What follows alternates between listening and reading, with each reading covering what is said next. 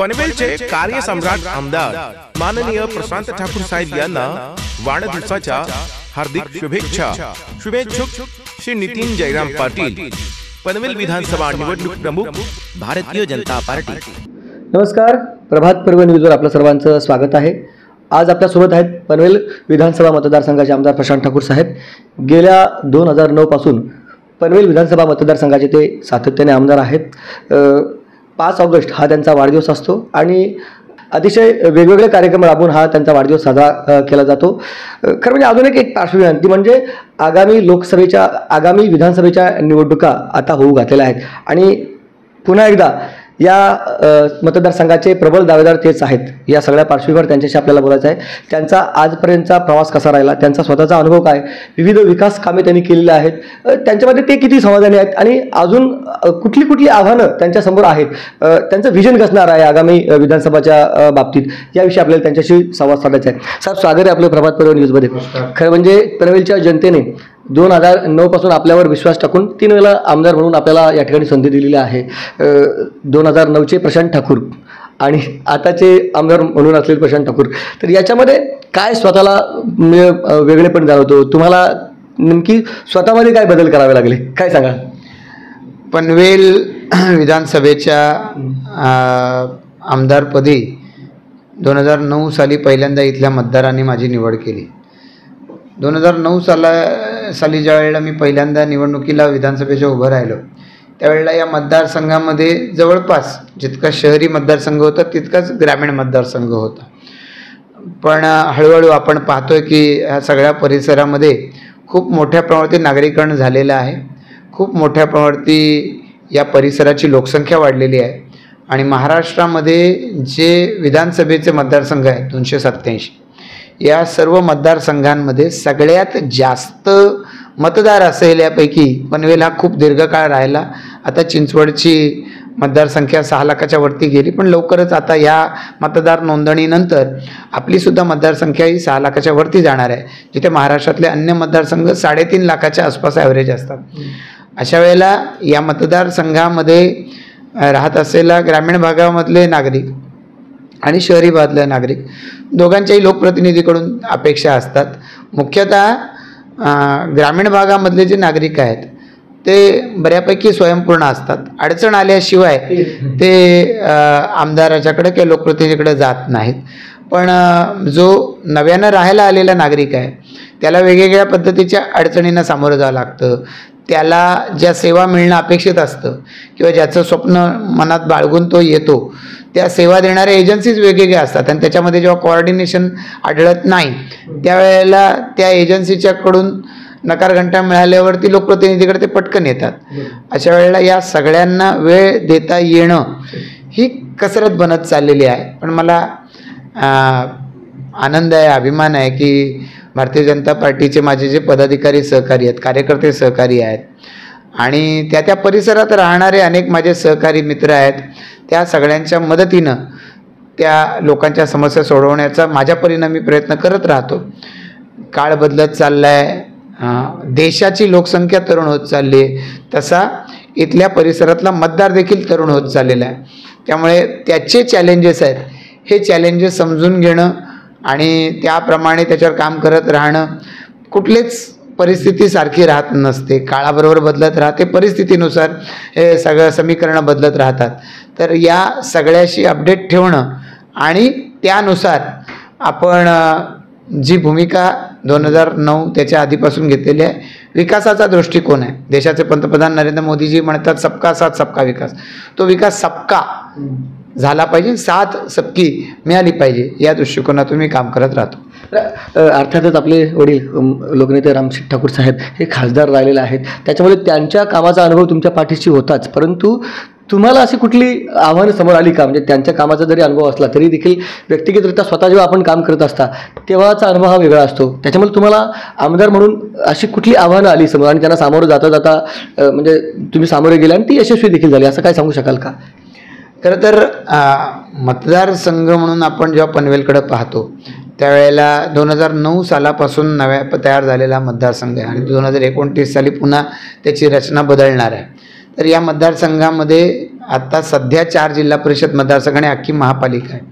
तर या सगळ्या परिसरामध्ये सिडकोचं वसाहती आहेत की जे आता महापालिकेच्या अंतर्गत आलेली आहेत. 29 गावं महापालिकेच्या अंतर्गत आलेली आहेत. नगर परिषदेची हद्द महापालिकेच्या अंतर्गत आली आहेत.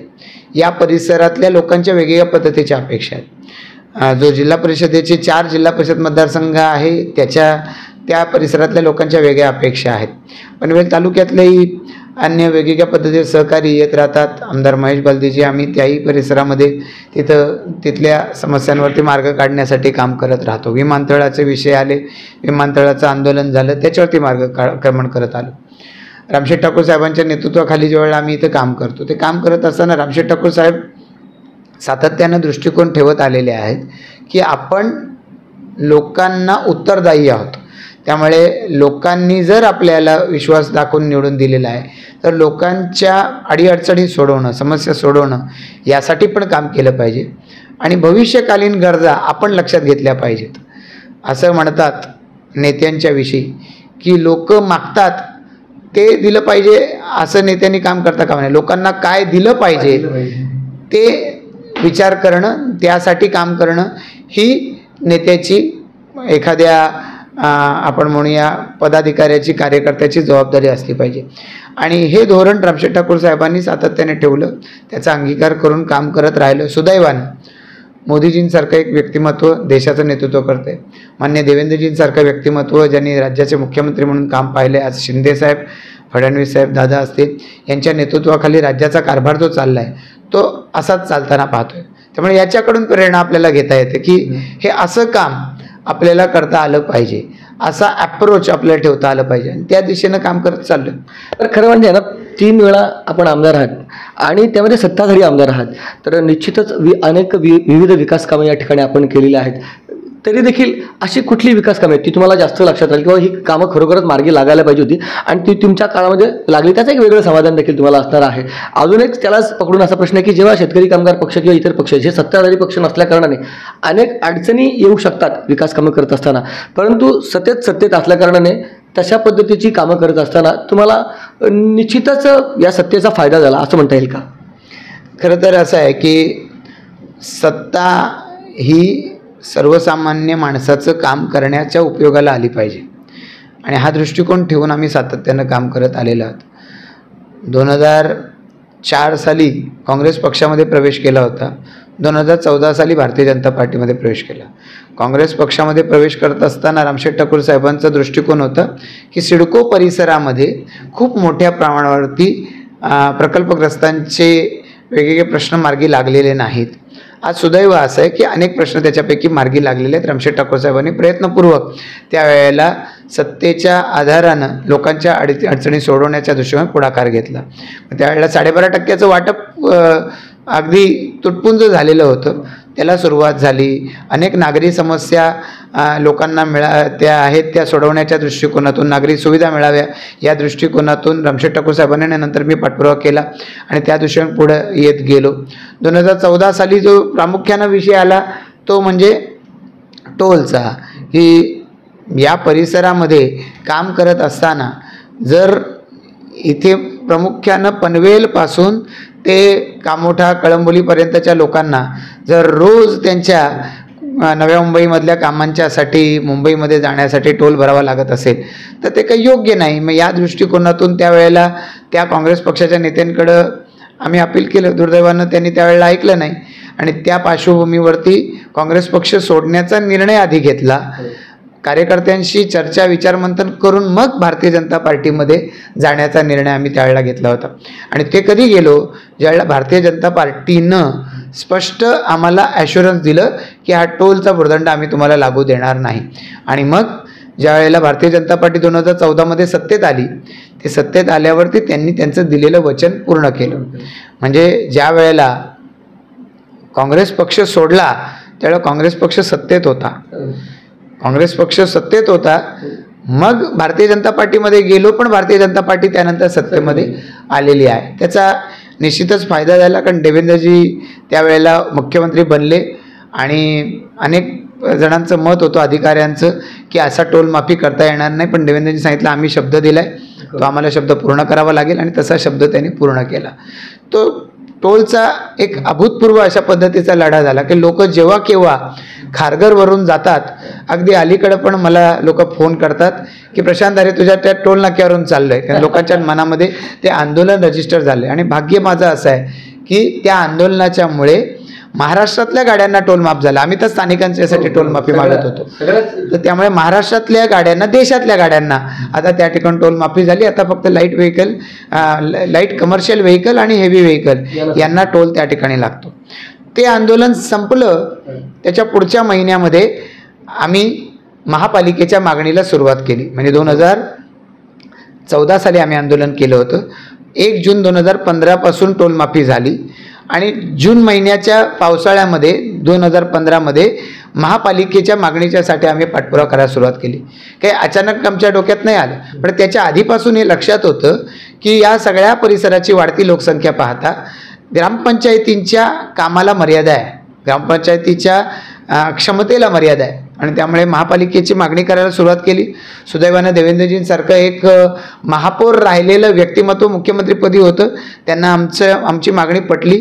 खरं तर नव्या मुंबई महापालिकेच्या बरोबर पनवेल महापालिकेचं पहिलं नोटिफिकेशन निघालं होतं. दोघांचं एकाच दिवशी निघालं, नवी मुंबई आणि पनवेल.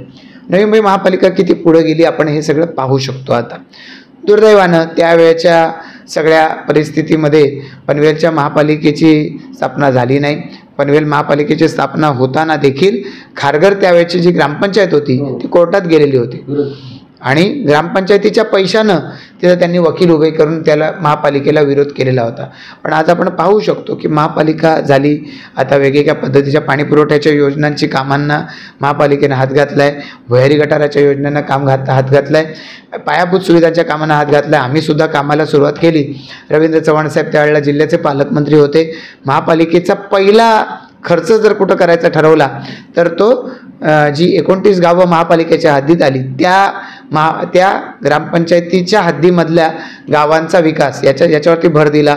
सुरुवातीला स्मार्ट विलेज सारख्या योजना आणल्या की ज्याच्या माध्यमातून कामांना सुरुवात झाली. त्याच्यापैकी काही रखडलेली आहेत, पण ती पूर्णत्वास नेण्याच्या दिशेनं सुद्धा आम्ही काम करतोय.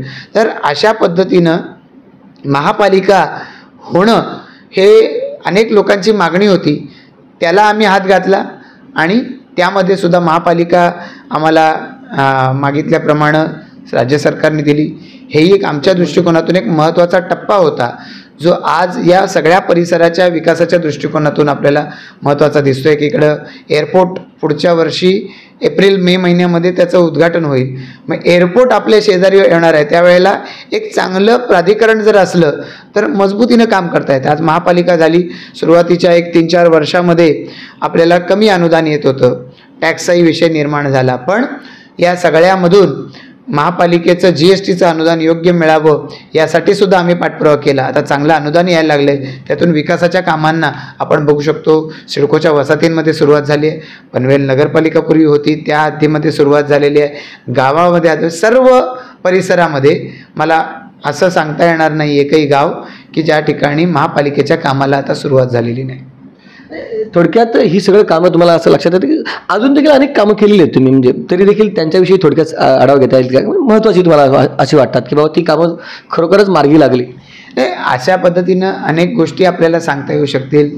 नगरपालिका होती त्यावेळेला पनवेल शहरात पुलाचं काम झालं पाहिजे यासाठीचा फॉलोअप असेल. आता मी तसाच फॉलोअप कळंबोलीच्या जे जंक्शन आहे त्याच्यासाठी केला आहे. मग गडकरी साहेबांनी भूमिपूजन केलं, पण दुर्दैवानं त्याचं जे डिझाईन होतं त्यामध्ये त्यांना प्रॉब्लेम आला. खर्चाच्या बाबतीमध्ये काही क्वेरीज निघाल्या आणि त्याच्यामुळे त्या कामाला सुरुवात होऊ शकली नव्हती. आता NHAIने राज्य सरकारचे जे नवीन महामंडळ आहे MAIDC त्यांना त्या दृष्टिकोनातून संमती दिलेली आहे की आम्ही पैसे देतो आणि तुम्ही याचं काम करा. जवळपास 800 कोटीच्या आसपास ते काम आता होऊ शकणार आहे.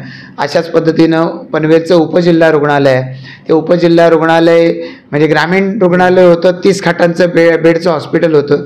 त्याच्या भूमिपूजनासाठी मी मंत्री महोदयांना त्यावेळेला बोलवलं. माननीय सुरेश शेट्टीजी हे त्यावेळेला मंत्री होते. ते आल्यावर त्यांना गरज पटवून सांगितली. त्यांनी घोषणा केली की नाही, हे एवढ्यापुरतं चालणार नाही, याला 100 खाटांचं केलं गेलं पाहिजे. 100 खाटांचं उपजिल्हा रुग्णालय हे आता तिथं फंक्शनल झालेलं आहे. रवींद्र चव्हाण साहेब पालकमंत्री असताना अन्य ठिकाणी महाराष्ट्रामध्ये साहित्य खरेदीसाठी 2-2 वर्ष निघून जातात, बांधकाम जरी झालं त्यावेळेला. पण चव्हाण साहेबांनी त्यांचा विशेष अधिकार वापरला आणि पनवेल उपजिल्हा रुग्णालय जवळपास 8 कोटीचं सर्व मटेरियल दिलं. आणि परिस्थिती कशी होते बघा, 2019 साली त्याचं उद्घाटन झालं सप्टेंबर महिन्यामध्ये. पुढच्या वर्षी कोविड आला. जिल्ह्याचे कोविडचे पेशंट त्या उपजिल्हा रुग्णालयामध्ये आले आणि बरे होऊन गेले. काही रुग्णालय म्हणजे बिनखर्चामध्ये ते लोक बरे झाले आणि त्याचा दुवा त्या काही लोकांनी मला त्यावेळेला दिला. मानसिक समाधान आपल्याला अशा सगळ्या गोष्टीतून मिळत असतं.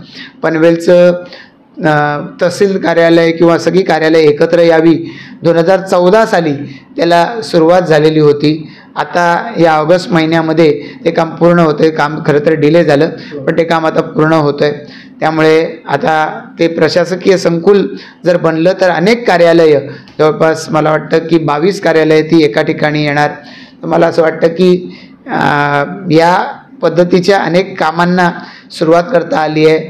आता कामं ठळकपणानं जी जाणवणारी आहेत ती मी तुम्हाला सांगितली. बाकी कामं आहेत या सगळ्या. आता जसं कोर्ट आहे त्याच्यासाठी वकिलांची संघटना प्रयत्न करत होती. मी माझ्या परीनं प्रयत्न केले. सुदैवानं ते कोर्टाची इमारत झाली. आता कोर्ट एक चांगल्या इमारतीमध्ये झालं.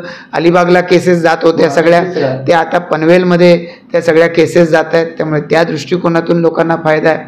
या पद्धतीनं जे जे शक्य आहे ते करण्याचा प्रयत्न केलेला आहे. एक गोष्ट म्हणजे जाणवते मला की नेहमीच वर्दळ असते इथे. म्हणजे मला तुम्ही मोकळे दिसत नाही. मी अनेक वेळा तुम्हाला बोलत असतो, खूप धावपळ सगळी होत असते. याचं मुख्य कारण असं जर म्हणायचं झालं तर हे पनवेल विधानसभा क्षेत्र जे आहे खूप मोठं आहे, मतदारसंख्या खूप जास्त आहे, त्यामुळे समस्या देखील जास्त असते. म्हणजे एखादं दुकान असलं तर तिथे जेवढी जास्त सगळे सामान आहेत तर तिथे प्रत्येक आयटमसाठी येतात, ते येत राहतील. तर तुम्हाला नाही वाटत काय खूप जास्त विस्तार झालेला आहे आणि त्याच्यासाठी काहीतरी वेगळं व्यवस्थापन असलं पाहिजे, जेणेकरून अजून जबाबदारीने आणि अजून म्हणजे टार्गेटेड काम करता येईल, म्हणजे लोकांच्या ज्या अपेक्षा आहेत ते पूर्ण करता येतील, असं नाही वाटत? खरं तर या सगळ्या परिसराचं इतक्या वेगानं लोकसंख्या वाढलेली आहे की 2029 साली पुन्हा एकदा पुनर्रचना 2009 साली झाली, 20 वर्षांनी, म्हणजे 2029 साली पुन्हा पुनर्रचना होईल. काहीचा मतदारसंघ थोडा भौगोलिक क्षेत्र कमी होईल, कारण लोकसंख्या तर वाढतच चाललेली आहे. म्हणजे मतदारसंख्या तेवढीच कदाचित राहील आणि आणखीन एखादा मतदारसंघ पनवेल आणि उरणमध्ये तयार होणार आहे. ते जेव्हा होईल तेव्हा होईल. आता कसं असतं की एक आमदार हा राज्य सरकारपर्यंत आपल्या मतदारसंघाचे विषय मांडण्यामधला एक दुवाट असतो, मतदार आणि सरकार यांच्यामधला. पण प्रत्यक्षरित्या कामाचं एक्झिक्युशन कोण करतं तर स्थानिक स्वराज्य संस्था करत असतात. म्हणजे याच्यामध्ये जिल्हा परिषदा असतात, पंचायत समिती असतात, नगरपालिका, महापालिका असतात. आपल्या परिसराची महापालिका झालेली आहे. आता ही महापालिका ही बॉडी आहे की ज्याने प्रत्यक्ष काम करायचं आहे आणि ते करतायत की नाही हे नगरसेवक पाहिल, आमदार पाहतील, खासदार पाहतील, ही सगळी मंडळी पाहत राहतील.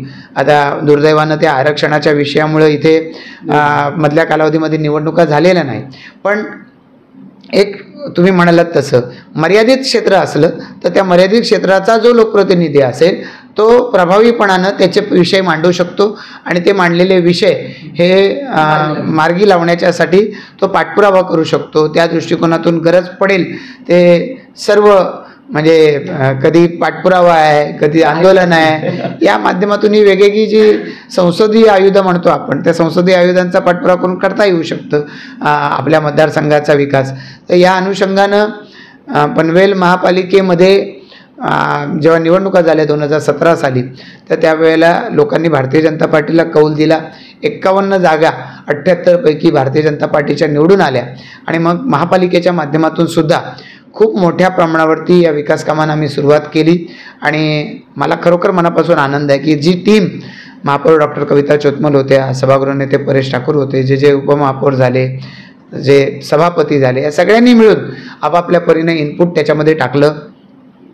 2017 सालाच्या 1 जूनला गडकरी साहेब JNPT मध्ये आलेले होते आणि JNPT मध्ये ते आले त्यावेळेला आम्ही स्वागत करायला, मी त्यावेळेला जिल्हाध्यक्ष होतो भारतीय जनता पार्टीचा, तर त्यांचं स्वागत करायला JNPTमध्ये त्या ठिकाणी गेलो होतो. त्यावेळेला साहेबांचे आम्ही आशीर्वाद घेतले. आशीर्वाद घेतल्यावर गडकरी साहेबांनी सांगितलं, प्रशांत, की मी खूप ठिकाणी महापालिका पाहिल्यात, या महापालिकेच्या स्टँडिंग कमिट्या या कधी अंडरस्टँडिंग कमिट्या बनतील हे सांगता येत नाही. तुझ्या महापालिकेची किमान तू अंडरस्टँडिंग कमिटी होऊ देऊ नको. आणि मला खरोखर अभिमान आहे की या सगळ्या आमच्या सर्व सहकार्याने मिळून काम करत असताना, ठीक आहे, आपण प्रत्यक्ष काम करत नसतो, अधिकारी काम करत असतात, कर्मचारी काम करत असतात, पण काम करून घेण्याच्या दृष्टिकोनातून वेगवेगळ्या पद्धतीचे मोह हे सतत येत राहिले, त्यांनाही येत राहिले. या ठिकाणी आम्ही, ठीक आहे, परेश ठाकूर असेल, मी असेल, रामशेठ ठाकूर साहेबांनी आमच्यापुढे एक आदर्श घालून दिला आणि व्यवसायातला पैसा राजकारणात घालण्याचा सतत त्यांनी आदर्श दिला. आणि त्यामुळे अनेक लोक जे आमच्यावरती टीका करत होते, भ्रष्टाचार करतात, तर आम्ही तर रुपयाचा कधी भ्रष्टाचार केला नाही. त्यांनी आमच्यावर खंडीवर आरोप केले, पण स्वतः शेवटी ते जेलमध्ये गेले आणि आज आमच्यावरती आरोप करत राहिले. आम्ही लोकांच्या पुढं उजळ माथ्यानं आजवर लोकांच्या पुढे गेलो की रुपया त्या महापालिकेचा आपल्यासाठी वापरलेला नाही. मी नगराध्यक्ष असताना स्वतःचे पैसे तिथे खर्च केलेत. परेश ठाकूरांनी सुद्धा त्याच पद्धतीनं काम केलेलं आहे. पण आज जे नगरसेवक आणि सगळी मंडळी झाली त्यांनी सुद्धा काम करत असताना याच वृत्तीनं काम केलं. अनेक ठिकाणी आपण अशा पद्धतीचं चरवण ऐकत राहतो की कशा पद्धतीनं एखादं काम दिलं जात असताना त्याच्यामध्ये टक्केवारी ही महाराष्ट्रात, देशात घेतली गेलेली आपण ऐकलेली आहे, पाहिलेली आहे. पण हे पनवेल महापालिकेत होऊ दिलं नाही. आणि त्याच वेळेला विकास कामांच्या दृष्टिकोनातून एक चांगली झेप ही महापालिकेनं घेतली आहे. तर हा एक चांगलं उदाहरण हे लोकांच्या पुढं आम्ही ठेवू शकलेलो आहोत. ते या सगळ्या गोष्टींचं एक निश्चितपणानं एक समाधान आहे. एक गोष्ट अजून आहे की मी पाहतोय की तुमचे ना जे कार्यकर्ते त्यांच्याशी थेट संबंध असतात, अगदी जिव्हाळ्याचे संबंध असतात त्यांच्याशी. आणि जिव्हाळ्याचे संबंध असले की अपेक्षा वाढल्या, अपेक्षा पूर्ण करण्यासाठी परत मग तडपणी असतं. म्हणजे असं होतं का की खूप जवळ आपण जातो कार्यकर्त्यांच्या आणि त्याच्यामुळे त्यांच्या अपेक्षा पूर्ण करताना कधी कधी दमचाक होते, असं वाटतं का? असा अनुभव येतो? एक गोष्ट याच्यातून अशी घडते की कुटुंबाला फार कमी वेळ देता येतो. म्हणजे दुर्दैवानं, म्हणजे दुसऱ्या कोणा राजकारण्यांच्यासाठी हा सल्ला नाही आहे, पण माझ्यासाठी गेल्या मी 2000 साधारणपणानं असं म्हणूया की 6 साली जेव्हा नगरसेवक पदाच्यासाठी उभा राहिलो तेव्हा वडिलांना विनंती केली होती की आता मी राजकारण पाहतो. आणि वडिलांनी त्यावेळेला अतिशय मोकळ्या मनानं मला सांगितलं होतं की ठीक आहे, व्यवसायाचा भार तुझ्यावर टाकायची काही आवश्यकता नाही. आणि तेव्हापासून व्यवसाय, हे घर चालतं, जी लाईट चालू आहे याचं बिल हे मला कुठूनही याच्या राजकारणातून भरावं लागत नाही. इतक्या या ठिकाणी एक चांगल्या पद्धतीने चालतं. पण कुटुंबाकडे लक्ष द्यायला याच्यात वेळ मिळत नाही. रोज सकाळी जवळपास 8 ते 9 वाजल्यापासून सुरुवात होते ते रात्री 10 वाजेपर्यंत. मग कुटुंबाला वेळ कितीचा देणार? वर्षाच्या 365 दिवसामध्ये जवळपास 300-325 दिवस हा नित्याचा उपक्रम आहे. बाकीचे सण आणि या सगळ्या वारांमध्ये आपण लोकांच्या घरामध्ये लोकांच्याकडेच जास्त जात राहतो. कुटुंबाला फारसा वेळ देता येत नाही.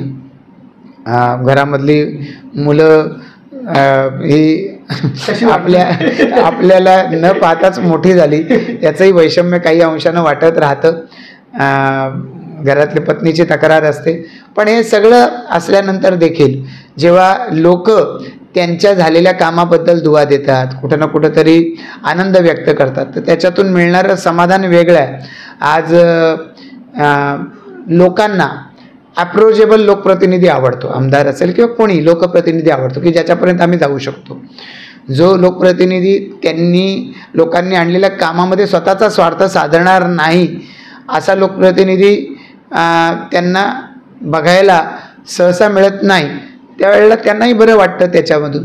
अनेक वेळेला या परिसरामध्ये राहणारा ग्रामीण भागातला नागरिक असू दे, पिढ्यानपिढ्या आलेलं व्यावहारिक शहाणपण त्याच्यामध्ये आहे.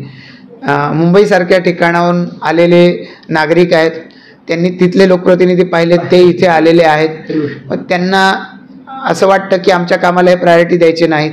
त्यांना असं वाटतं की आमचं काम आम्ही त्यांच्याकडे घेऊन गेल्यावरती जर ते एखाद्या बिल्डरच्या विरोधात तक्रार असेल, जर ती कोणाच्या एखाद्या धनिकाच्या विरोधात तक्रार असेल तर हे आमची बाजू घेतील का. आणि अशा वेळेला ते जेव्हा पूर्वीचा त्यांचा अनुभव आणि नंतर त्यांना पाहिलेला अनुभव याच्यात फरक पाहिला की त्यांना असं वाटतं की नाही, आपण यांच्याकडे गेलं पाहिजे, आपल्या संपर्कात आलेल्या दुसऱ्या लोकांना घेऊन आलं पाहिजे, ते आणखी ज्यांच्या समस्या आहेत अशा लोकांना घेऊन येतात. जेव्हा नैना परिसर नव्यानं आला त्यावेळेला अनेक इथल्या लोकांनी परवानगी न घेता इमारती बांधल्या आणि मग कामं अर्धवट सोडून दिली, किंवा एकच फ्लॅट 2-2, 3-3 लोकांना विकला. अशा समस्या घेऊन रेरा कायदा यायच्या आधी खूप लोक दर रविवारी 1000, 500 लोक भेटायला यायचे, त्यांच्या बैठका घ्यायच्या आणि त्यांच्यातला आणि बिल्डरचा वाद सोडवून द्यायचा. बिल्डरने ऐकलं नाही तर केसेस करायच्या. असा जवळपास 2-3 वर्ष माझा उपक्रम चालू असायचा. ह्या सगळ्या ट्रान्झिशन पिरियडमधून आता हा परिसर गेलेला आहे आणि त्यामुळे लोकांना त्यांच्या अडचणी ऐकणारी व्यक्ती हवी असते. ज्या वेळेला आपल्याला वाटतं रविवार आहे तर घरातल्या कुटुंबातल्या लोकांना सुट्टी आहे, त्याच वेळेला लोकांना सुट्टी असते. त्यामुळे लोक जे आठवडाभर तुमच्याकडे येऊ शकत नाहीत ते रविवारी येतात. त्यामुळे रविवारी डबल काम करावं लागतं. आणि हा वर्षातल्या सर्व मला वाटतं की 52 हे असतात तुमचे, ते 52 याच्यामध्ये हा अशाच पद्धतीचा अनुभव सातत्यानं येत राहतो. पण शेवटी काय आहे की आपण जे काम करतो त्याला कुठं ना कुठं तरी आपण आपल्यापेक्षा ज्येष्ठ लोकांनी केलेल्या कामाचं पाहत राहतो. मग रामशेठ ठाकूर साहेबांनी केलेलं कार्य पाहतो, मोदीजी 73व्या वर्षी कसं काम करतात पाहतो, देवेंद्र फडणवीस साहेब. मी आज एका कार्यक्रमासाठी गेलो म्हणून जॅकेट घातले, पण असंच ते जॅकेट घालून रात्री तुम्ही त्यांच्याकडे 12 वाजता जा, 1 वाजता जा, 2 वाजता जा, ते असेच भेटतील. मी विचार करायचो की का असं जॅकेट घालून राहत असतील ते, रात्री नाही का थोडा 5 मिनिटासाठी टी शर्ट घालून बसत. पण त्यांना कोणीतरी चांगलं काम केलेला माणूस भेटायला येतो, त्याचं कौतुक करतात, त्याच्यावर फोटो काढतात, त्याला शुभेच्छा देतात. तर तो फोटो प्रेझेंटेबल असला पाहिजे आणि त्याच्यासाठी ते प्रेझेंटेबल याच्यात अटायरमध्ये राहतात. म्हणजे हे सगळं पाहिलं की वाटतं या आपल्यालाही काहीतरी याच्यामध्ये शिकता आलं पाहिजे. काम तर ठीक आहे, कामाच्या बाबतीमध्ये सावरकर म्हणून गेलेत की घेतले न व्रत हे आम्ही अंधतेनं, की आपण काय जे दाहक म्हणून असायचे, जे सतीचे वाण करी धरले म्हणायचं. तर अशा पद्धतीनं आहे की या येणाऱ्या अशा पद्धतीच्या आव्हानांची तयारी ठेवलेली आहे, येणाऱ्या अशा पद्धतीच्या लोकांच्या अपेक्षांची तयारी ठेवलेली आहे. त्यामुळे कुठंतरी याच्यामध्ये ठीक आहे, काही क्षणापुरता कंटाळा येत असेल, पण नवीन माणूस समोर आला तर ती ऊर्जा परत येते. बरं, आता आहे ना एक वेगळ्या मुद्द्याकडे आपल्याला जायचं आहे. खरं म्हणजे 3 वेळा सातत्याने आमदार आहात, चौथ्यांदा देखील तुम्हीच प्रमुख दावेदार आहेत, हे कोणी अगदी म्हणजे सहज सांगणार आहे. परंतु विरोधकांकडून देखील काही महत्त्वाचे मुद्दे तयार असतात. तुम्ही जसं म्हणता की पनवेल महानगरपालिका आली वगैरे वगैरे विकास सगळ्या गोष्टी, परंतु त्याच्यावरच विरोधकांकडनं बोट ठेवलं जातं. परत नैनाचा मुद्दा तुम्ही घेतला, त्याच्यावर देखील विरोधकांकडनं बोट ठेवलं जातं. नैनाविषयीची तुमची भूमिका विरोधकांना ती आवडत नाही, त्यांचं म्हणणं तुम्ही नैनाला सपोर्ट करता, आमचा तर विरोध आहे. परत प्रॉपर्टी टॅक्सचा मुद्दा तो म्हणजे एखाद्या नॅरेटिव्ह सेट केलं जातं ना, तर हे 2 नॅरेटिव्ह असणार आहेत आगामी निवडणुकीमध्ये जे तुमच्या खूप विरोधात असणार आहेत. याला तुम्ही कसे सामोरं जाल, याविषयी काय ठरलेलं आहे का नेमका? नाही, कसं आहे की असं आहे बघा की मनातून प्रत्येकाला विकास हवा आहे, फक्त एवढंच असेल की त्या विकासाने माझ्या डोक्यावर पाय ठेवू नये, ही भूमिका असली पाहिजे. 2004 सालापर्यंत शेतकरी कामगार पक्षात होतो, तोपर्यंत विरोधी पक्षाचीच भूमिका होती. आणि ते शेतकरी कामगार पक्षाचं राजकारण कुठंतरी मनातून खटकत होतं की प्रत्येक गोष्टीला विरोध का करायचा, काही चांगल्या गोष्टींचं स्वागत केलं गेलं पाहिजे.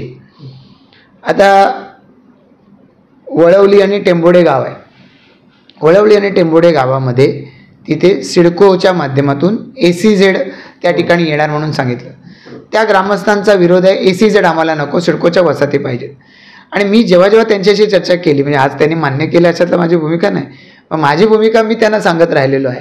त्यांना पटते नाही पटते किंवा ठीक आहे तुम्ही तुमच्यासोबत मी राहीन, पण कधीतरी मलाही पटवून द्या की फक्त तिथे बिल्डिंग उभ्या राहिल्या तर रोजगार जास्त मिळेल का तिथं उद्योग आला तर रोजगार जास्त मिळेल. बरं, उद्योग येणारा पोल्युशन करणारा नसावा हे म्हणू शकू, आपल्याला कुठेही त्याच्यातून त्रास होणार नव्हता हे म्हणू शकू, पण उद्योग आला तर त्याच्यातून 4 जास्त आपल्याला रोजगाराच्या संधी मिळतील, आपल्यातले काही लघु उद्योजक तयार होतील. आता सिडको नवी मुंबई आली. नवी मुंबई आल्यानंतर साहजिक आहे की ज्या प्रकल्पग्रस्तांच्या जागेमध्ये नवी मुंबई आली त्या लोकांच्या काही अडचणी आजही आहेत, संपलेल्या नाहीत. आणि त्या नवीन नाहीत अडचणी, जुन्या अडचणी आहेत, त्या सोडवण्याचा प्रयत्न करतोय. गरजेपोटी बांधलेल्या घरांचा विषय पूर्णपणानं संपलेला नाही. आम्ही सरकारच्याकडे रिप्रेझेंटेशन दिलंय की पूर्वी कधीतरी 2009 साली रामशेठ ठाकूर साहेबांच्या नेतृत्वाखाली आम्ही आंदोलन केलं होतं की 200 मीटर हद्दीपर्यंतची सगळी घरं नियमित करा. पण त्यावेळेला आम्ही आंदोलन केल्यानंतर निर्णय सरकारचा झाला, अंमलबजावणी झाली नाही. आज 200 मीटरपेक्षा जास्त लांबपर्यंत जायची गरज निर्माण झाली. 20 वर्ष गेली ना मध्ये निघून. आता 500 मीटरपर्यंतची घरं नियमित झाली पाहिजेत. मी आणि आमदार महेश बालदी यांनी भूमिका मांडली आणि सरकारचा निर्णय तर 250 आहे. 500 मीटरपर्यंत झाली पाहिजे याच्यासाठीचा पाठपुरावा आम्ही करतोय. जे महाराष्ट्रात वेगवेगळ्या ठिकाणी गावठाण विस्तार 500 मीटरपर्यंतचा झाला आहे. म्हणजे एक कधीतरी दिबा पाटील साहेबांच्या नेतृत्वाखालचं आंदोलन झालं होतं सिडकोच्या विरोधात, पण आता आम्ही तो विकास मान्य केला. नवी मुंबई झाली. आता त्या नवी मुंबईचा नियोजनबद्ध विकास झाला पाहिजे. नंबर 1, त्या विकासामध्ये भूमिपुत्राकडे दुर्लक्ष झालं नाही पाहिजे यासाठी भांडत राहिलो. सत्तेत आलो 2004 नंतर रामशेठ ठाकूर साहेबांच्या नेतृत्वाखाली, तर 12.5% प्रलंबित प्रश्न ते सोडवू शकलेलो. गरजेपोटी घरांच्या संदर्भामधल्या कारवाया बऱ्यापैकी थांबल्या, आजही चालू आहेत. त्या संदर्भामध्ये जिथं कुठं चालू असतात त्यावेळेला विरोध करतो, सरकारच्याकडे भूमिका मांडतो, पण सरसकटपणानं कारवाया आता थांबल्यात त्याच्यामधल्या. आता याच्यानंतर वेगवेगळ्या ठिकाणी विकासाच्या वेगवेगळ्या संधी या परिसरामध्ये निर्माण झाल्या. पायाभूत सुविधा आपल्या परिसरात आल्या, नाहीतर सिडको यायच्या पूर्वी या परिसराच्या असलेली स्थिती, आर्थिक स्थिती आणि आज या परिसरामधल्या नागरिकांची आर्थिक स्थिती यात बदल तर आलेला आहे, आपण पाहू शकतो. पनवेल तालुक्याचाच एक भाग आहे की तिथे आर्थिक चित्र आज नाही आहे, त्यामुळे हा बदल तर आपण पाहू शकतो त्याच्यामध्ये. आता याच्यानंतर आपण म्हणू जर महापालिका आली, महापालिका आल्यानंतर त्याच्यामध्ये वेगवेगळ्या पद्धती विकासाची कामं आलीत. आता महापालिका असो, नगरपालिका असो, ग्रामपंचायत असो, टॅक्स तर लागणारच आहे. टॅक्स लागणारच नाही असं तर घडणारच नाही, हे सगळ्याला मनातून पटतंय, पण जो विरोधी पक्षात आहे तो मान्य करायला तयार नाही. आणि मग नागरिकांना खोटे नाटे काही आश्वासनं देत राहणं. काही संस्था कोर्टात गेल्यात. आता किती वर्ष झाली कोर्टात हे लोक जाऊन, अजून कोर्टाचा निर्णय काय येत नाही. आता कोर्टाचा मध्ये जो निर्णय आला तोही निर्णय काय आला, तो निर्णय आला की आता तुम्ही म्हणता ना आधीच्या टॅक्सच्या बाबतीत चला 21च्या नंतरचा टॅक्स तर भरायला तयार आहात, तो तरी भरा असं सांगितलं गेलं. म्हणजे त्याच्या आधीचा टॅक्स माफ झाला का, नाही झाला, त्याच्याबद्दल अजूनही निर्णय प्रलंबितच आहे. तर त्यामुळे टॅक्स हा लागणारच आहे.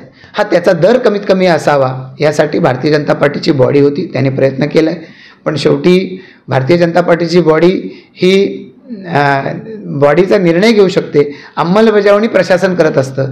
प्रशासनाला आम्ही 50% टॅक्सच्या दरामध्ये कमी करा असं सांगितलं होतं, तेव्हा त्यांनी त्याच्यामध्ये 35% साधारणपणानं कमी करायला मान्यता दिली. म्हणजे आधी जो ठरवलेले दर होते त्याच्यात 50%च्यासाठीचा ठराव आणला होता, त्यांनी 35% त्यावेळेला मान्यता दिली होती. तर अशा पद्धतीनं जे जे करणं शक्य आहे भाजपला ते करण्याच्या दृष्टीने पाठपुरावा केला आहे. आज या सगळ्या गावांमध्ये गावकऱ्यांच्या असलेल्या जागा, या जागांमध्ये जिथे कुठं इमारती उभ्या राहतात, तर पूर्वी महापालिका नसतानाचे त्या परिसरामध्ये मिळणारा रिटर्न आणि आता मिळणारा रिटर्न याच्यात फरक आला. पायाभूत सुविधा ज्या यायला वर्ष गेली असती त्या पायाभूत सुविधा यायला लागल्या आता. तर त्यामुळे महापालिका झाली, काही लोकांच्या तक्रारी असू शकतात. मी सुद्धा गावांमध्ये जेव्हा जातोय तेव्हा लक्षात येतं की काही कामांना कुठेतरी अडथळे आले, कुठं फॉरेस्टचा अडथळा असेल, कुठेतरी लोक अडथळा आणतायत, त्यामुळे भावकीच्या वादामध्ये काही रस्त्यांची कामं अडली, कुठं पाण्याची गटाराची कामं अडली. पण या मार्गी लावण्यासाठी आपणच प्रयत्न केले, कारण सुविधा आपल्याच गावाच्या यायच्यात. तर त्यामुळे आपणच प्रयत्न केले पाहिजेत. पूर्वी ज्या वेळेला महापालिका नव्हती तेव्हा गाव एकत्र निर्णय घेत होता, आताही घेतला पाहिजे, कारण शेवटी त्या सुविधा आपल्यासाठीच येणार आहेत. पण त्या येत आहेत म्हणून महापालिका वाईट ठरवून तर चालणार नाही. टॅक्सचा विषय जो आहे, टॅक्समध्ये आता जो दंड लावलेला होता तो माफ करावा म्हणून मी सुद्धा मुख्यमंत्र्यांच्याकडे फॉलोअप केला आहे. आणि मला खात्री आहे की ती शास्ती जी लावलेली आहे ती शास्ती माफ होईल, जेवढी शून्य व्हावी शास्ती असा माझा प्रयत्न आहे. मी तर तशाच पद्धतीची मागणी केलेली आहे. टॅक्सच्या बाबतीमध्ये सुद्धा मी मागणी केली आहे की किमान पहिल्या 2 वर्षाचा टॅक्स माफ करावा, पण तशी तरतूद कायद्यातच नाही.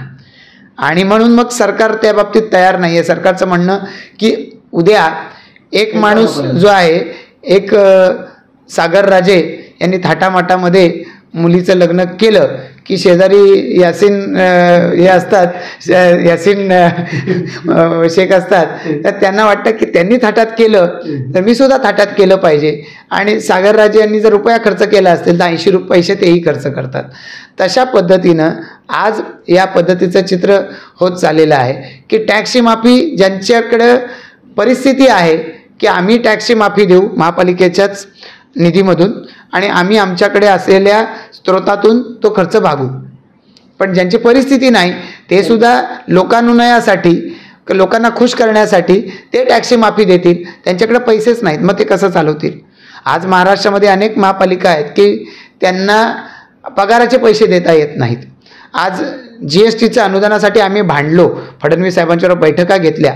गेल्या 2.5 वर्षाच्या कालावधीमध्ये महाविकास आघाडीने जे करू शकली नाही ते आम्ही या ठिकाणी सरकार आल्या पाठी लागलो आणि त्याच्यातून आता महापालिकेची गंगाजळी हळूहळू वाढत चाललेली आहे. त्यामुळे आम्ही मागणी करत होतो टॅक्सची माफी देण्यासाठी, पण कायद्यात बदल करावा लागत असल्यामुळे त्याला अजूनपर्यंत तरी शासन मान्यता द्यायला तयार नाही. कोर्टानं सुद्धा त्या बाबतीत अजूनपर्यंत रिलीफ दिलेला नाही. आम्ही लोकांच्या बरोबर आहोत. लोकांना टॅक्स जर माफ झाला तर आमचं काही जळत नाही, पण केवळ आम्ही राज्यामध्ये सत्तेत आहोत, महापालिकेत सत्तेत होतो म्हणून आमच्यावर आरोप करायचा सोपं आहे, विरोधकांना आरोप करता येणं, पण त्यांनाही मध्ये संधी मिळाली ना. त्या वेळात त्यांनी ते काय देऊ शकले याच्यातलं, त्यापेक्षा कितीतरी जास्त आम्ही देऊ शकलो. नैनाच्या बाबतीमध्ये सत्तेत होते, काय नैना रद्द झाली का? नैनामध्ये जे आज 60 सिडकोला आणि 40 शेतकऱ्याला ते बदललं होतं का? मग त्यावेळेला ते का देऊ शकले नाही? आणि मग आज सत्तेमध्ये आहेत त्यांच्याकडून अपेक्षा व्यक्त करायची, आपल्याला सत्ता मिळाली त्यावेळेला मात्र त्याच्या विसरून जायचं. हे चित्र कसं चालेल? दिवा पाटील साहेबांचं नाव विमानतळाला दिलं पाहिजे, आंदोलन आम्ही केलीत. 4-4, 5-5 केसेस भाजपच्या प्रत्येक पदाधिकाऱ्याच्या अंगावरती आहोत. आणि 2.5 वर्ष महाविकास आघाडीच्या कालावधीमध्ये किती गुन्हे अंगावर झालेत याचा हिशोबच नाही. आज त्यानंतर सत्कार महायुतीचं आलं, 2 वर्षात विरोधकांवर किती केसेस झालेत का? म्हणजे कोण आकसबुद्धीनं काम करतं हे लक्षात यावं. नैनाच्या बाबतीमध्ये मी नैनाचं समर्थन यासाठी करतो की नैना शेतकऱ्यावरती अन्याय करत नाही, याचा मी अभ्यास केला आहे. मी या नैनाच्या 23 गावांच्या परिसरातल्या लोकांच्या अडीअडचणी समजून घेण्यासाठी नैनावाल्यांना पनवेलमध्ये बोलून त्यांच्या बैठका घेतलेल्या आहेत. म्हणजे वासुदेव बळवंत फडके नाट्यगृहात घेतली ती पहिली बैठक नव्हती, त्याच्या आधी कितीतरी बैठका अशा इथे महाविद्यालयांमधून घेऊन लोकांच्या समस्यांचं निराकरण हे त्यावेळेला मी केलेलं आहे. आणि या समस्यांचं निराकरण करत असताना शेतकऱ्याला त्याचं घर तोडावं लागणार नाही, शेतकऱ्याला त्याच्या जमिनीचा पूर्ण मोबदला मिळेल. कारण आज जेव्हा नैना त्या ठिकाणी नव्हती, तुमची गावठाणाच्या बाहेरची जागा त्याचा FSI किती होता? त्याचा FSI फक्त 0.1 होता. आता तो 2 म्हणजे साधारणतः FSI जर होणार असेल तर 40% तुमच्या ताब्यात जागा येते, 60% तुमची जागा येते. पण FSI जो आहे गावठाणामध्ये 1 FSI आहे आणि बाहेर तुम्हाला आता 2 FSI, म्हणजे तो जर आपण एकत्र चेक केला तर 1 FSI जो गावठाणात मिळतो तसाच FSI सिडको देत असलेल्या सगळ्या सुविधा, तुम्हाला रस्ता मिळणार आहे तुमच्या प्रत्येकाच्या प्लॉटला, तुमचं गटाराचं पाणी. आज आता आपण गावठाणांमध्ये जाऊन बघूया, सांडपाणी कुठं सोडायचं प्रश्न आहे, जागा नाही. सगळ्या नैनाच्या गावठाणात जा आणि बाहेरच्या गावठाणात जा, ते सांडपाणी कुठं सोडणार? जागा नाही. ते सांडपाणी नियोजनबद्ध हे नैना ते घेऊन जाणार आहे. पिण्याच्या पाण्याच्या अडचणी आहेत अनेक ठिकाणी, बोरिंगचं पाणी प्यावं लागतंय लोकांना. उन्हाळ्याच्या दिवसामध्ये मार्च महिन्यापासून लोकांना प्रॉब्लेम येतोय, हे नैना पाणी देणार आहे त्या ठिकाणी. वेगवेगळ्या पद्धतीच्या सामाजिक सोयीसुद्धा आपण आपल्या कुठल्याही गावांमध्ये जाऊ, कुठं बगीच्याचा प्लॉट ठेवलेला पाहायला मिळतो आपल्याला, कुठं मैदान आपलं शिल्लक राहतं, कुठं कोणी सार्वजनिक जागा ठेवतो ज्यांना आपण गुरचरण म्हणतो, त्या जागेमध्ये गुरचरण जागा या किती लोकांनी गावांनी शिल्लक ठेवलेल्या आहेत. अशा वेळेला ही जर नैना त्या ठिकाणी या सुविधा ठेवत असेल तर त्या नयनाचं स्वागत केलं पाहिजे. नयनाच्या माध्यमातून जे चुकीचं घडत असेल ते एक त्याच्यातली चुकीची गोष्ट घडू देणार नाही, याची सुद्धा मी जबाबदारी त्या ठिकाणी घेतो. आमच्या सहकाऱ्यांच्या वतीनं सिडकोशी भांडत राहतो, त्या अनुषंगानं जे नाही मिळत त्यासाठी भांडत राहतो. या गावठाणातल्या सोयीसुविधा दिल्या पाहिजेत. सिडको फक्त गावठाणाच्या भोवती नयना करून चालणार नाही, गावठाणात सुद्धा सोयीसुविधा दिल्या पाहिजे, ही माझी मागणी आहे आणि त्याचा मी पाठपुरावा करतो. तर त्यामुळे मला कुठंही मी जर चुकीचं वागत असेल तर मला त्याच्यामध्ये कुठेही त्याचं समर्थन करण्यामध्ये मला काही स्वारस्य नाही किंवा मला त्याच्यात मोठेपणा वाटत नाही. पण मी जे करतो त्याचं मी अभ्यास करून ते करतो आहे आणि त्यामुळे मला खात्री आहे की ते मी योग्य करतो आणि त्याचा मी योग्य पद्धतीने पाठपुरावा करतो. बरं, विधानसभाच्या निवडणुका तर आलेल्या आहेत, या ठिकाणी महानगरपालिकेच्या देखील येथील कुठल्या अशा महत्त्वाच्या गोष्टी किंवा योजना तुमच्या डोक्यात ते की या ठिकाणी परत एकदा त्यांचा देखील पाठपुरावा करून त्या मार्गी लावता येतील? मी आत्ताच म्हणाल्याप्रमाणे नयना परिसरामध्ये जसं नयनाच्या ज्या टीपी स्कीम आहेत त्यांचा विकास होईल, तसंच या गावठाणांचा सुद्धा विकास झाला पाहिजे. या गावठाणांमध्ये सुद्धा चांगल्या दर्जाच्या सोयीसुविधा आल्या पाहिजेत. त्या ठिकाणी पायाभूत सुविधांचा विकास झाला पाहिजे. पाणी त्या गावठाणांमध्ये, गटारं त्या गावठाणांमध्ये, सांडपाणी वाहून नेणारी गटारं, रस्ते हे चांगल्या दर्जाचे झाले पाहिजेत. सामाजिक सोयीसुविधांचे भूखंड गावाच्या आतमध्ये शिल्लक नसेल, अवतीभोवती नयनाच्या जागेमध्ये ते नयनाने दिले पाहिजेत. याच्यासाठी मी पाठपुरावा करतोय. याचबरोबरीनं महापालिकेच्या हद्दीमध्ये सगळ्या जी गावं आहेत या गावांना जर सिडको त्या ठिकाणी होती तर सिडकोनं त्याच्यासाठी सार्वजनिक सोयीसुविधांचे भूखंड ठेवले पाहिजेत. महापालिकेनं त्या सुविधांचा विकास केला पाहिजे. पिण्याच्या पाण्याच्या बाबतीमध्ये सिडकोशी महापालिका अद्यापही भांडते आहे. मी सुद्धा सिडकोच्याकडे आग्रह धरलेला आहे की जोपर्यंत सिडको, कारण सिडको एक सामर्थ्यशाली आणि पैशानं श्रीमंत अशा पद्धतीची संघटना आहे, तर त्यांनी या सगळ्या गोष्टी अत्याधुनिक दर्जाच्या आणून ठेवल्या पाहिजेत. मग महापालिकेनं त्या ताब्यात घेतल्या पाहिजेत. याच्यासाठीचा मी पाठपुरावा करतोय. या सगळ्या परिसरामध्ये राहत असलेला ग्रामीण भाग आहे. या ग्रामीण भागाला इथल्या परिसरामध्ये चांगल्या रोजगाराच्या संधी मिळाल्या पाहिजेत, स्वयंरोजगाराच्या संधी मिळाल्या पाहिजेत. सुदैवानं नरेंद्र मोदींचं सरकार आहे, शिंदेसाहेब, फडणवीससाहेब, दादा यांच्या नेतृत्वाखालचं सरकार आहे. हे सरकार अशा संधी निर्माण करून देत आहे. विमानतळ येईल, या परिसरामध्ये वेगवेगळे रोजगार नव्यानं निर्माण होतील. या इथल्या प्रकल्पग्रस्ताला त्याच्यात संधी मिळाली पाहिजे. मोठ्या प्रमाणावरती नागरीकरण झालेलं आहे. इथं तरुण मोठ्या प्रमाणावरती राहतोय, त्यालाही स्वतःच्या पायावर उभं राहता आलं पाहिजे. या ठिकाणी राहणाऱ्या प्रत्येक नागरिकाला हे माझं शहर आहे असं वाटलं पाहिजे. त्याचं जीवनमान तशा पद्धतीचं असलं पाहिजे. या दृष्टिकोनातून आजवर प्रयत्न करत आलोय, तसेच प्रयत्न याच्या पुढे करत राहायचे. बरं, वाढदिवसाकडं परत आपण येणार होतो. वाढदिवस खरं म्हणजे 5 ऑगस्ट असतो, त्यानिमित्तानं विविध सामाजिक कार्यक्रम केले जातात. यावर्षी देखील अशी कुठली कार्यक्रम आपण करणार?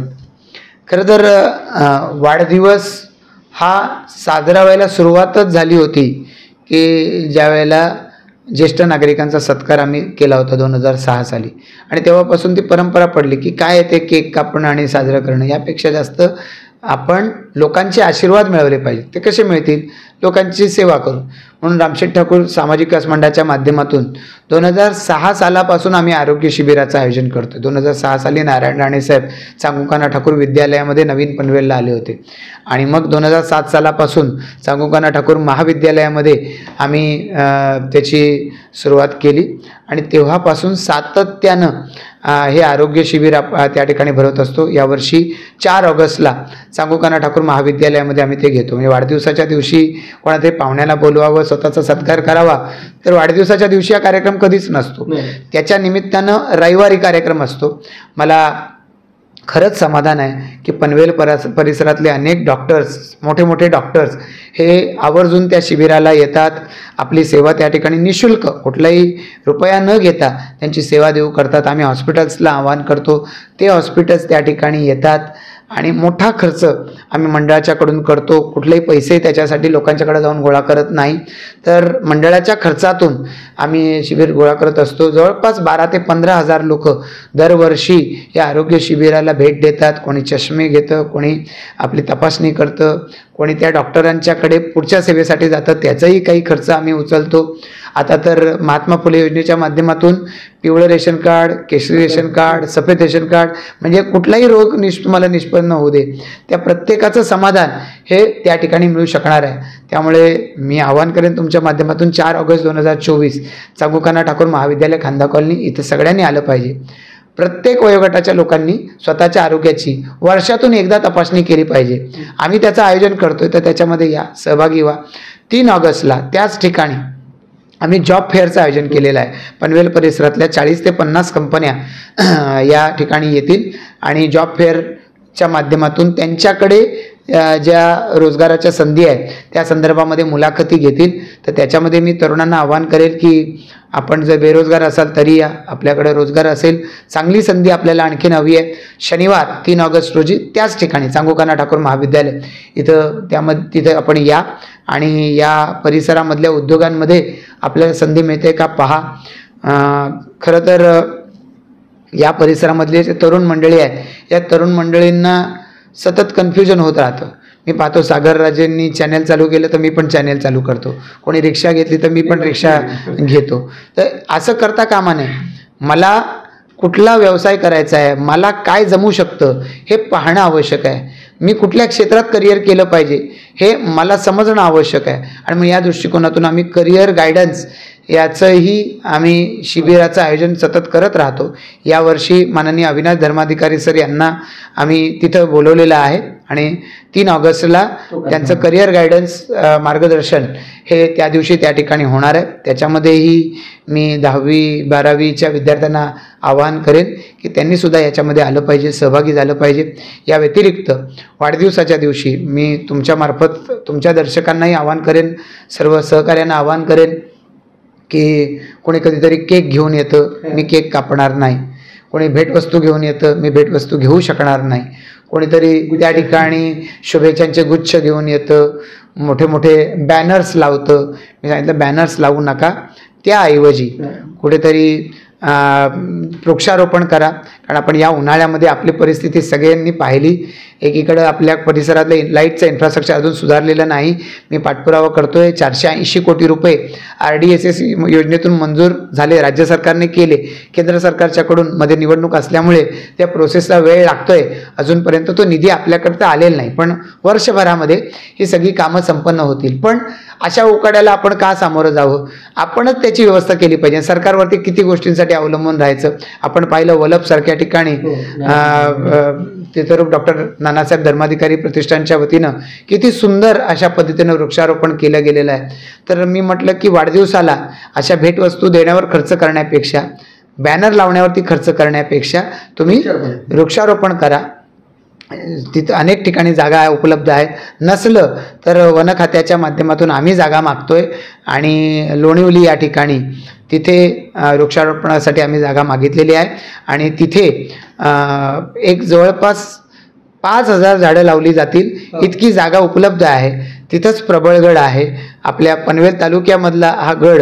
आणि तिथला आपण पाहतो की प्रबळगडाच्या शेजारीच कलावंतीण, इथं भेट द्यायला महाराष्ट्रातून लोक येत राहतात. तर तिथंच एक छोटी वनराई निर्माण करण्याचा प्रयत्न मी केलेला आहे.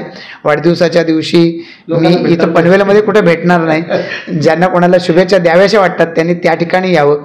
मी तर कार्यकर्त्यांना या ठिकाणी सांगितलेलं आहे, जो कोणी बॅनर लावेल त्याला दंड आहे की ज्याने लावला त्याला 10,000 रुपयाची झाडं ही त्या ठिकाणी लावावी लागतील. झाडं आम्ही त्या खड्डे बिड्डे आम्ही मारून देऊ, संवर्धन आम्ही करू, पण दंड असं कार्यकर्त्यांना तो अशा प्रेमाचा असा दंड आहे त्या ठिकाणी. पण या सगळ्या उपक्रमांच्या माध्यमातून आता 50 वर्ष तर होत आली, म्हणजे किती वेळा स्वतःचं कौतुक करून घ्यायचं. यापेक्षा आपल्याला 50 वर्षामध्ये जे आयुष्यभर आपल्या पाठीशी उभे राहिले, ज्यांनी आशीर्वाद दिले, काही संबंध नव्हता. 2009ला मी जेव्हा निवडणुकीला उभं राहिलो त्यावेळेला मी काँग्रेस पक्षाच्याकडून उभा राहिलो. काँग्रेस पक्षाचे अनेक कार्यकर्ते, अनेक काँग्रेस पक्षाचे असे मतदार की जे मला ओळखतही नव्हते, मी नगराध्यक्ष होतो, जे मला ओळखतही नव्हते, अशा जनतेनं त्यावेळेला मला मतदान केलं. म्हणजे रांगोळ्या काढल्या कार्यकर्त्यांनी दारामध्ये, त्यावेळेला एकच वादा प्रशांत दादा अशा रांगोळ्या काढल्या, भगिनींनी ओवाळण्या केल्या, माझ्यासोबत प्रचाराला फिरल्या. हे कधी विसरू शकत नाही आपण. मी तर त्यांच्यासाठी 1 रुपयाचं काम केलेलं नव्हतं. त्या सगळ्या लोकांनी माझ्यासाठी काम केलं. अनेक तरुण माझे सहकारी त्यावेळेला माझ्यासोबत कामाला लागले. कुठं बाबा हा आमदार होतोय तर माझं काहीतरी काम करेल का, प्रचारासाठी माझ्या खिशात पैसे टाकेल, या कशाची अपेक्षा न करता ती सारी मंडळी त्यावेळेला माझ्यासाठी प्रचाराला फिरली. 2014 साली जेव्हा मी भाजपच्या वतीने फिरलो, भाजपचे कार्यकर्ते, की काही अंशी भाजपमध्ये मी 15 दिवसापूर्वी प्रवेश केला, पण तरी त्या लोकांनी माझ्यासाठी काम केलं. अनेक लोक की ज्या लोकांना मी ओळखतही नाही त्या लोकांनी अशा निवडणुकांमध्ये माझं काम केलं आहे. 2006 म्हणजे 6 सालाची नगरपालिकेची निवडणूक आहे. मी याच वार्डातून उभा राहिलेलो होतो. 2009ची विधानसभेची निवडणूक, 14ची विधानसभेची निवडणूक, 19ची विधानसभेची निवडणूक. या निवडणुकांमध्ये मी अनेक ज्येष्ठांनी, मी त्यांचा मुलगा असल्याप्रमाणे आशीर्वादही दिले, प्रचारालाही फिरले. मी ज्या वेळेला कधी असं काम हातामध्ये घेतलं त्यावेळेला कधीतरी माझं नुकसान होतं आहे पण तुम्ही करताय चुकीचं करणार नाही या भावनेतून अनेक वेळेला त्याच्यासाठी पाठबळ दिलं. महापालिका होताना, नैनाच्यासाठी मी बोलत असताना, सिडकोच्या काही विषयामध्ये मी माझी भूमिका पटवून सांगत असताना व्यक्तिगत नुकसान होतं पण गावाचा फायदा होत असेल तर मी त्यासाठी तयार आहे. अशा भूमिका अनेक लोकांनी घेतलेल्या मी पाहिल्यात. यांच्याकडे पाहून असं वाटतं की आज यांचा त्याग याच्या पुढं आपला किंवा आपल्या परिवाराचा त्याग, परिवाराची माफी मागून की तो काही नाही याच्या पुढे. हे सगळं जर ही सारी मंडळी आपल्याला देऊ शकतात तर अजून आपल्याला देण्यासारखं खूप काही आहे. त्यामुळे ते देण्याचा प्रयत्न केला पाहिजे. म्हणून सामाजिक कार्य करत राहिलं पाहिजे. जोपर्यंत लोक संधी देतील, पक्ष संधी देईल तोपर्यंत करत राहायचं.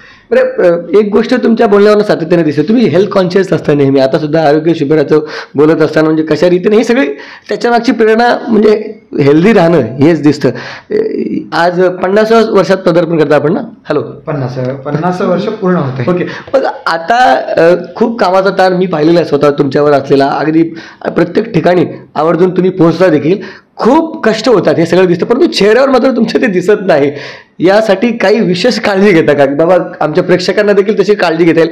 इव्हन मी सांगेल बाबा माझ्यासारख्या सुद्धा आता म्हणजे सुरुवात झालेला आहे त्रासाचा. मी बोलतो तुम्हाला नाही का, काय करता येईल, तुम्ही काय करता की जे आमच्यासारख्याने देखील केलं पाहिजे जरी शक्य झालं नाही तरी? कसं आहे सागरजी की आपली जीवनशैली जशी जशी बदलत चाललेली आहे त्या आपल्या जीवनामध्ये बाहेरचं खाणं, बाहेरचं राहणं याच्यामुळे असे बदल येत चाललेले आहेत की ज्याचा आपल्याला सामना करावा लागतो.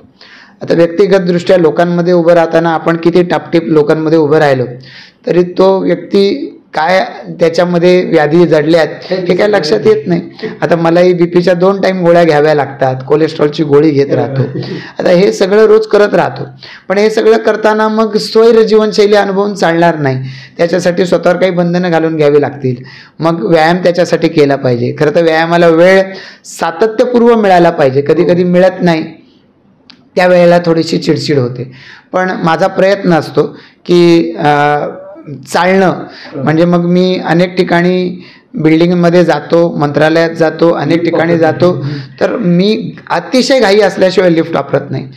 6 मजले असू दे, 7 मजले असू दे, त्यापेक्षा जास्त मजले असू दे, मी सर्व जिने चढून जातो, उतरतो.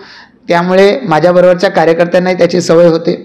खरं तर मला असं वाटतं की मी जेव्हापासून सामाजिक जीवनामध्ये आहे, मी माझ्याबरोबरीनं सोबतचं जग पाहतो आणि कुठंतरी एक अस्वस्थता मनामध्ये असते की हे चित्र काही खूप चांगलं नाही. अलीकडच्या काळामध्ये कॅन्सर खूप मोठ्या प्रमाणात वाढला आहे. त्याचं कारण आपली बदललेली जीवनशैली. आपण बाहेरचं खाणं, तेलकट तुपकट सतत खात राहणं, हार्ट अटॅक हे त्याच्यामुळे येतात, ब्लड प्रेशरच्या व्याधी जडतात, डायबिटीससारखा रोग जडतो. एखाद्याला ब्लड प्रेशर आलं त्याला पुढच्या काळात डायबिटीस येणार आहे. त्या गोष्टी आणि कोलेस्ट्रॉल या गोष्टी एक आलं की दुसरी गोष्ट आणि हळूहळू तिसरी गोष्ट तुमच्याकडे येणार आहे. मग याच्यात बदल होणारच नाही का? खरं तर आपली जीवनशैली कितीतरी चांगली आहे. माननीय पंतप्रधान नरेंद्र मोदींनी आयुष मंत्रालय आणलं आणि ज्याच्या माध्यमातून आयुर्वेद, त्याच्याबरोबरनं होमिओपॅथी, युनानी या सगळ्या पद्धती ज्या आपल्याकडे आधीपासून होत्या याला प्राधान्य दिलेलं आहे. आणि अशा अवतीभोवती खूप ठिकाणी आहेत. आता माधवबाग आपल्या इथं खोपोलीला आहे की ज्या ठिकाणी पंचकर्म केलं जातं. आपल्या अवतीभोवती शहरांमध्ये सुद्धा पंचकर्म केलं जातं. या पंचकर्माला आपण तितकंसं गांभीर्यानं घेत नाही. अनेक ठिकाणी आपण कुठेही दुःखाच्या प्रसंगाला गेलो, कोणीतरी वारलेलं आहे घरातलं, आपण त्या ठिकाणी गेलो की आपण त्या ठिकाणी बिन दुधाचा चहा देतो का, त्या कुटुंबात दुःख झालेलं आहे म्हणून आपण त्या चहामध्ये दूध टाकत नाही का ते दुःखाची थोडी तरी झळ ही जाणवावी. खरं तर पद्धत अशी आहे की आपण चहा पावडर साखर घेऊन जात असतो पूर्वीच्या परंपरेनुसार. अलीकडे आपण आवाहन करतो का तुम्ही घेऊन येऊ नका म्हणून. मग लोक थंड्याच्या बाटल्या घेऊन जातात, 3-3 लिटरच्या बाटल्या घेऊन जातात.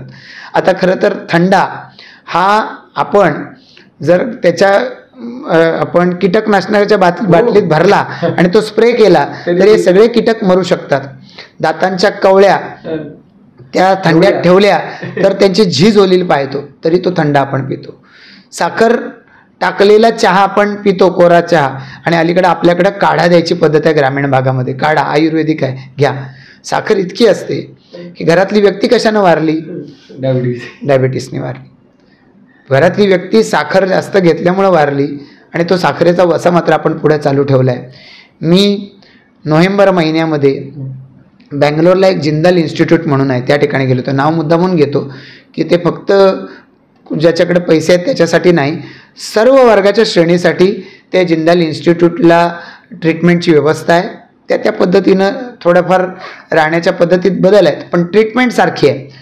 तर या व्यवस्थेमध्ये त्या ठिकाणी जर आपण गेलो आणि अशा व्यवस्था अन्य ठिकाणी देखील आहेत तर त्या ठिकाणी निसर्गोपचाराने तुम्ही तुमच्या व्याधी कशा दूर करू शकता असं त्या ठिकाणी सांगितलं गेलेलं आहे.